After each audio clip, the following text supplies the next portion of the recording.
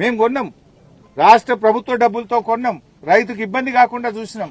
ఇప్పుడు 2 నెలలు అయింది సన్ఫ్లవర్ ఆగబట్టి. మీరు 2 నెలల నుంచి మీరు కొనక ఇలా చెదలు పట్టిపోయినటువంటి పరిస్థితి వచ్చింది.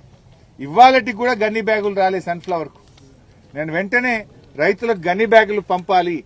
ఇటు సన్ఫ్లవర్ కు షార్టేజ్ ఉంది, అదేవిధంగా ఇటు వడ్లకు సంబంధించి కూడా ఇంకా గన్ని బ్యాగుల షార్టేజ్ కూడా కనబడతా ఉంది. ఈ ట్రాక్టర్లకు కాంటా డబ్బులు కూడా రైతుల దగ్గరనే వసూలు చేస్తా ఉన్నారు. చెప్పుడేమో మీరు ట్రాక్టర్ పెట్టుకుని కిరాయి ఇస్తామంటున్నారు. ఆ ట్రాక్టర్ 3 రోజులు ఆగుతున్నది. ఆ ఇస్తామన్న 500 ఇస్తలేరు. రైతుకు 3 రోజులు ఆగితే 1500 ఒక్కొక్క ట్రాక్టర్ కు పడతా ఉంది.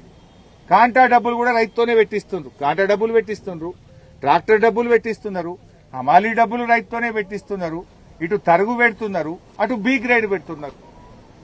అంటే ఈ ప్రభుత్వం పూర్తిగా రైతు వ్యతిరేక ప్రభుత్వంగా మారిపోయింది.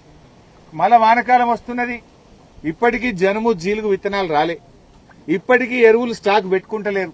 మళ్ళా వానకాలం ఎరువులకు ఇబ్బంది పెట్టేట్టే కనబడుతున్నది. ఇప్పటి మీరు ముందస్తు ఉండాలి, ప్రభుత్వం పట్టించుకుంటలేదు. ముందే తెచ్చి మండలాల్లో స్టాక్ పెట్టాలి. అటు జనుము విత్తనాలు లేవు, జీలుగు విత్తనాలు లేవు, ఎరువులు కూడా స్టాక్ పెట్టలేరు. అంటే మీరు మీ ప్రాధాన్యతలు వేరే ఉన్నాయి. మీకు రైతు ప్రాధాన్యతగా ఈ ప్రభుత్వానికి లేదు అనేటువంటి విషయం ఈరోజు అర్థమైతా ఉంది.